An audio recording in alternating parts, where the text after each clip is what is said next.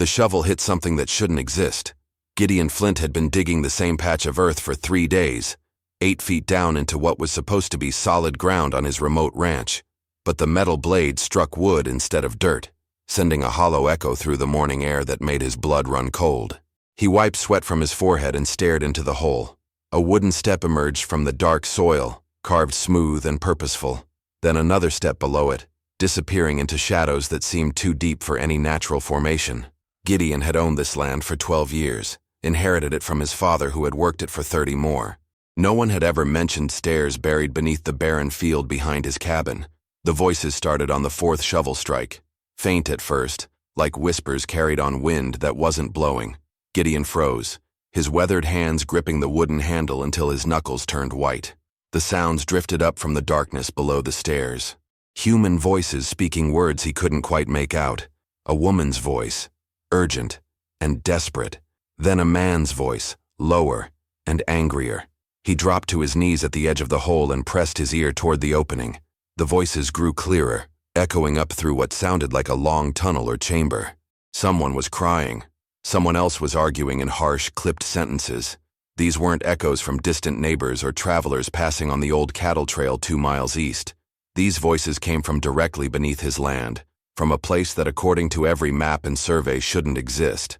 Gideon's throat tightened as a memory surfaced. 6 months ago, he had noticed wagon tracks crossing his eastern boundary at night, always gone by morning. Fresh ruts in the grass, too wide for his own cart, heading toward this exact field before disappearing into what he assumed was harder ground. He had dismissed it as rustlers cutting through, too cowardly to face him directly. The woman's voice rose to a scream, then cut off abruptly. In the sudden silence that followed, Gideon heard something that made his stomach drop. The scrape of metal on metal, the sound of a heavy door or gate being dragged shut. He scrambled backward from the hole, his heart hammering against his ribs. Whatever was happening down there had nothing to do with abandoned root cellars or forgotten storm shelters. The stairs were too well constructed, the voices too desperate, the timing too deliberate. Someone had built this place for a purpose, and that purpose was still very much in use. As he stood brushing dirt from his knees, planning to ride hard for the nearest town 20 miles south, he heard the woman's voice again, weaker now, but clear enough to understand the words that would haunt him for the rest of his life. "Please, someone help us. We've been down here for weeks." The words burned in Gideon's mind as he backed away from the hole, his boots stumbling over loose dirt and scattered rocks. Weeks. These people had been trapped beneath his land for weeks while he went about his daily routine, feeding cattle and mending fences, completely unaware of the horror festering beneath his feet. He should ride for town immediately. Alert the sheriff. Bring back men with ropes and lanterns. That was the sensible thing to do, the safe thing. But the nearest law was Sheriff Morrison in Bleakwood, a man more interested in protecting the wealthy ranch owners than investigating troubles that might interfere with their business. By the time Gideon rode there and back, convinced Morrison to take him seriously, and gathered enough men to mount a rescue, another day would pass. Maybe 2. The woman's voice had sounded weak, desperate. How long could people survive in an underground chamber without adequate food or water? Gideon circled the hole, studying the wooden stairs that descended into darkness. They were solid oak, recently constructed, with iron nails that showed no rust or weathering.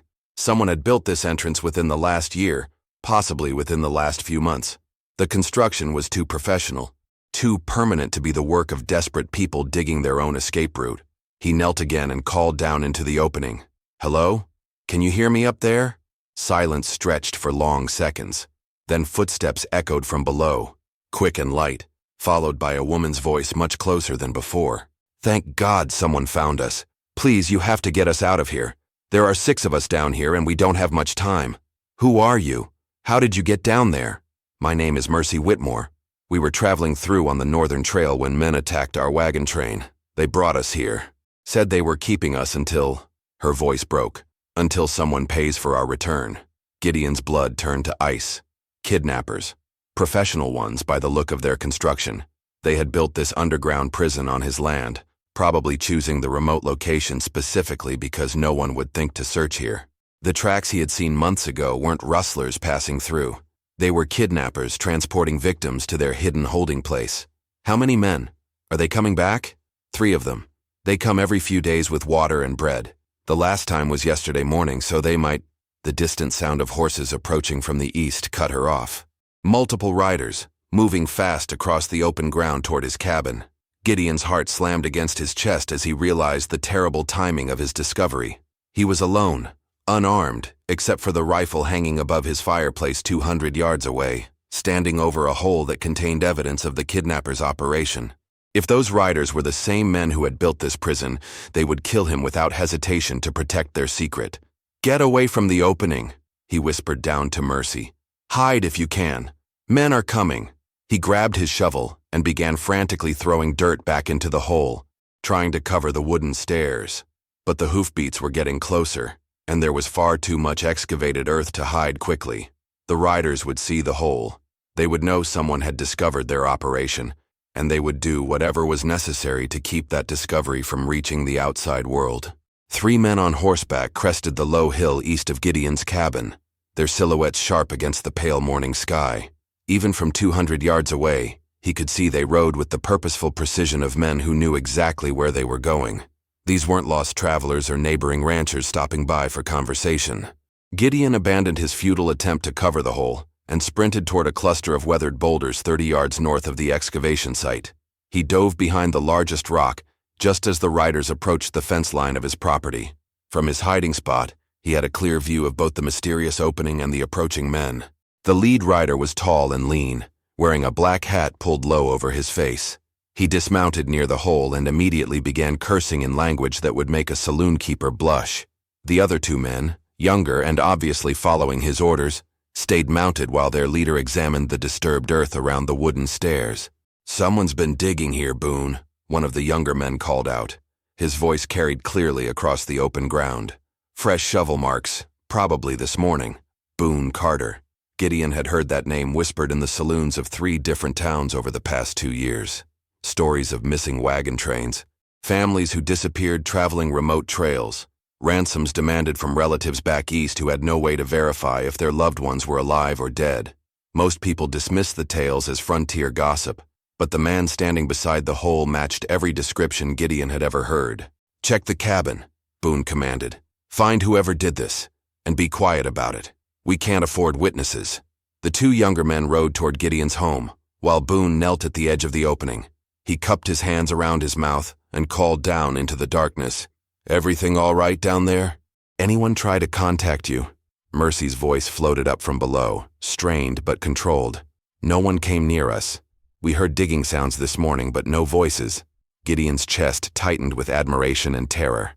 Mercy was lying to protect him, buying time even though she had no idea if he was still alive or already captured. Her deception might be the only thing keeping him breathing, but it also meant the prisoners below were now accomplices in his escape. Boone stood and walked a slow circle around the hole, studying the scattered dirt and tool marks. His examination was methodical, professional.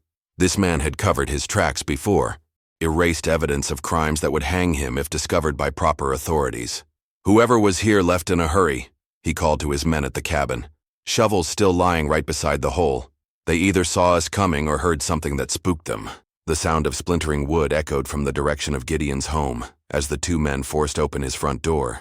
In minutes, they would search the interior, find nothing, and return to help Boone conduct a more thorough investigation of the area. They would look behind every boulder, check every possible hiding spot until they found him. When they did, they would kill him immediately, but not before torturing him to discover who else knew about the underground prison. The smart move was to run now, while Boone was distracted and his men were occupied with the cabin search. Head for the tree line 2 miles west and keep moving until he reached Bleakwood. But Mercy and 5 other innocent people would die the moment he left. The 2 men emerged from Gideon's cabin shaking their heads. "Nobody inside, Boone. Place is empty, but there's fresh coffee on the stove and warm ashes in the fireplace. Whoever lives here was around this morning." Boone Carter pulled a long knife from his belt and began cleaning dirt from under his fingernails with the blade tip. The casual gesture was more menacing than any threat he could have spoken aloud. "Spread out and search every inch of this property. Check the barn, the outbuildings behind every rock and tree. Our friend is still here somewhere, probably watching us right now." He looked directly toward Gideon's hiding spot, his cold eyes scanning the boulder field with predatory focus. "And when we find him, We're going to have a long conversation about what he saw and who he might have told. The younger men dismounted and began methodically working their way across Gideon's land. One headed toward the small barn where he kept his 2 horses, while the other started checking behind the scattered outcroppings of stone that dotted the western pasture. At their current pace, they would reach his hiding spot within 10 minutes. Gideon pressed his back against the sun-warmed rock and tried to think through his impossible situation. He could run, but they would catch him in open ground before he reached the tree line. He could try to circle back to his cabin and retrieve his rifle, but Boone was positioned to see anyone approaching the building. His only weapon was the skinning knife on his belt, useless against 3 armed men. From the hole behind him, he heard Boone addressing the prisoners again. "Listen carefully down there. Someone discovered this place, which means our arrangement just got more complicated. We're going to have to move you tonight instead of next week." "Move us where?" Mercy's voice carried a tremor of fear she hadn't shown before. "Somewhere permanent. The people we've been negotiating with back east are taking too long to send payment. And now we have security concerns." Boone's boots scraped against the wooden stairs as he descended partway into the opening. "Don't make this harder than it needs to be." The sound of a woman sobbing echoed up from the underground chamber. Then a man's voice, angry and desperate. "You said if our families paid the ransom, you'd let us go. We've been here 3 weeks. How much longer?" That was before someone started digging holes in inconvenient places. Boone climbed back up the stairs. "Pack whatever belongings you have down there. We leave after sunset." Gideon's blood turned to ice water. Moving the prisoners meant killing them in a remote location where their bodies would never be found. Boone's operation had been compromised by his discovery, and the simplest solution was to eliminate all evidence, including the witnesses. The man searching the western rocks was 50 yards away now, moving steadily in Gideon's direction. In 5 minutes, maybe less, he would spot the hiding place and call out to his companions. Gideon pulled his skinning knife from its sheath and tested the blade's sharpness against his thumb. A drop of blood appeared instantly. Sharp enough. But 3 against 1 were impossible odds, even with surprise on his side. Unless he could change the odds first. Gideon studied the terrain between his hiding spot and the barn where his horses were kept.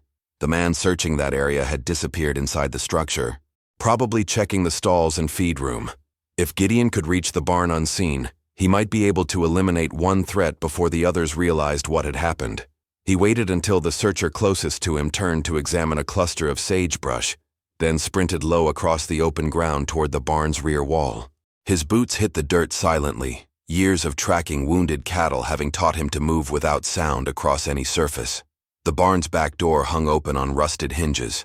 Through the gap, Gideon could hear the man inside talking to the horses, his voice casual and unconcerned. "Easy there, boy. Just checking to see if your owner's hiding in here with you." Gideon pressed himself against the weathered wood beside the doorway and gripped his knife. The man inside was young, probably no more than 20, with sandy hair and the soft features of someone who hadn't yet learned to expect death around every corner. Under different circumstances, Gideon might have felt sorry for him. The young man stepped into view, his back turned as he examined the feed bins along the far wall. Gideon moved like a striking snake, clamping one hand over the man's mouth and driving the knife blade between his ribs with surgical precision. The young criminal went limp immediately, his life ending before he could understand what had happened. Gideon lowered the body behind a pile of hay bales and retrieved the man's revolver.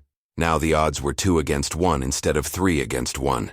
Still terrible, but survivable if he could maintain the element of surprise.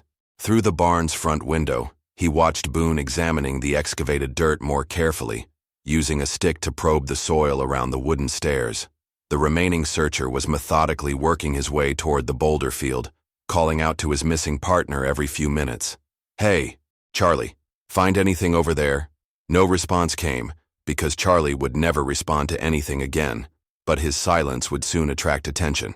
Boone wasn't stupid, and the systematic search pattern meant they would notice when one of their men stopped checking in. From the underground chamber, Gideon heard the prisoners talking among themselves in hushed, frightened voices. A child was crying, the sound muffled as if someone was holding a hand over the young one's mouth to muffle the noise. The image of terrified children trapped in darkness filled Gideon with a rage that burned hotter than anything he had felt since his own family died in the influenza outbreak 5 years ago. These people had families waiting for them, children who needed their parents to come home, Just like his wife and son had needed him to save them from the fever that took them while he was away buying cattle, he had failed his own family, but he wouldn't fail these strangers. "Charlie!" The remaining searcher's voice carried a note of concern now. "Where the hell are you?" Boone looked up from his examination of the hole. "What's wrong?" Charlie's not answering. He was checking the barn 10 minutes ago. The moment of discovery was seconds away. When they found Charlie's body, they would know someone was hunting them.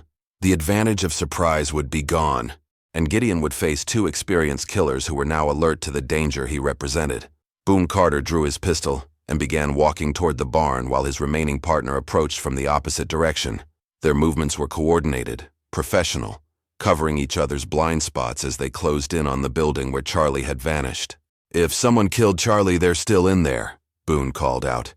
"Don't get careless, Tommy. Whoever we're dealing with is smart enough to take down an armed man without making noise." Gideon pressed himself against the barn's rear wall and considered his options. He could try to slip out the back door and reach the tree line, but they would find Charlie's body and know he was armed with a stolen gun. They would also assume he had heard their conversation about moving the prisoners tonight, which meant they would accelerate their timeline. Instead of running, he made his way to the ladder leading up to the hayloft. If he could position himself above the barn's entrance, he might be able to eliminate Tommy when the man entered to investigate. That would leave only Boone, evening the odds completely. The wooden rungs creaked under his weight, each sound seeming loud enough to alert the approaching men. But the wind had picked up, rustling through the dry grass around the barn and masking the small noises of his movement. From his position in the loft, Gideon had a clear view of the barn's interior through gaps in the floorboards. Charlie's body lay hidden behind the hay bales, but anyone conducting a thorough search would find it within minutes. Tommy reached the barn first, his gun drawn and ready. He paused at the entrance, listening for any sound from within. The horses shifted nervously in their stalls, sensing the tension in the air. "Charlie, you in there, partner?" Tommy stepped across the threshold, moving cautiously toward the stalls where the horses were kept. 3 more steps would bring him directly below Gideon's position. But before Tommy could move deeper into the barn, Boone's voice cut through the air from outside. "Found him." Gideon's blood turned cold. Through a gap in the barn wall, he could see Boone standing beside a dark stain in the dirt where Charlie's blood had dripped while Gideon carried the body inside. The trail was subtle but visible to someone who knew what to look for. "Tommy, get out here now. Our friend dragged Charlie inside after killing him. We're dealing with someone who knows how to cover his tracks." Tommy backed toward the barn entrance, his head swiveling as he searched for any sign of an ambush. Gideon remained motionless in the loft, barely breathing as the man passed beneath him. "What's the plan, Boone? Burn it down. Whoever's in there can come out and face us, or die in the flames.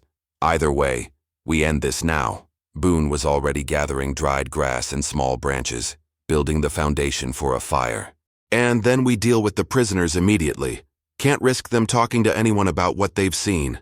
The smell of smoke would reach the underground chamber within minutes. Mercy and the others would know their rescuer was trapped, possibly dead. They would lose hope just when salvation had seemed possible. Gideon gripped Charlie's stolen revolver and made his choice. He couldn't save the prisoners by hiding in a burning barn, but he could save them by bringing the fight directly to Boone Carter. Gideon dropped through the hayloft opening just as Tommy struck a match outside the barn. The fall knocked the wind from his lungs, but he rolled to his feet and sprinted toward the rear door before the 2 men could react to the sound of his landing. The first gunshot splintered the wood beside his head as he burst through the doorway into open sunlight. The second shot kicked up dirt at his feet as he zigzagged toward a low stone wall that marked the boundary between his pasture and the uncultivated land beyond. "He's running for the rocks," Tommy shouted. "Head him off at the creek bed." But Gideon wasn't running. He dropped behind the stone wall and immediately doubled back, using the barrier as cover while he moved parallel to the barn. The maneuver put him 30 yards from the hole where the prisoners were held. With a clear line of sight to both Boone and Tommy, Tommy had taken the bait, running toward the creek to cut off what he thought was Gideon's escape route. That left Boone alone beside the underground entrance, reloading his pistol while keeping watch on the stone wall where he expected his target to appear. Gideon steadied Charlie's revolver against the top of the wall and took careful aim. The distance was manageable, well within his ability after years of putting down injured cattle with single shots. But this shot had to be perfect. Miss, and Boone would dive for cover while calling Tommy back to help surround him. The gun bucked in his hand, and Boone Carter spun sideways, clutching his right shoulder as his pistol flew from his grasp. Not a killing shot, but enough to disable his gun arm and level the playing field. Gideon vaulted over the stone wall and sprinted toward the wounded outlaw, who was crawling toward his fallen weapon with grim determination. A kick sent Boone's gun skittering away across the hard-packed earth. "Tommy!" Boone's voice cracked with pain and rage. "Get back here now!" Tommy emerged from behind a cluster of boulders 50 yards away, his gun raised and ready, but he couldn't get a clear shot at Gideon without risking hitting his wounded leader. "Let me help them up," Gideon said, pressing his gun barrel against Boone's neck. "Call your man off, or you die right here." Boone's laugh was bitter and filled with pain. "You think this ends with letting them go? We have partners, people who'll come looking when we don't report back. Killing me just makes you their primary target. Maybe. But you won't be around to collect your share of the ransom money." From the underground chamber, Mercy's voice called up desperately.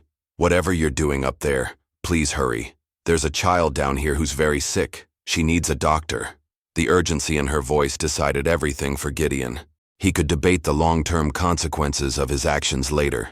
Right now, innocent people needed immediate help, and he was the only one who could provide it.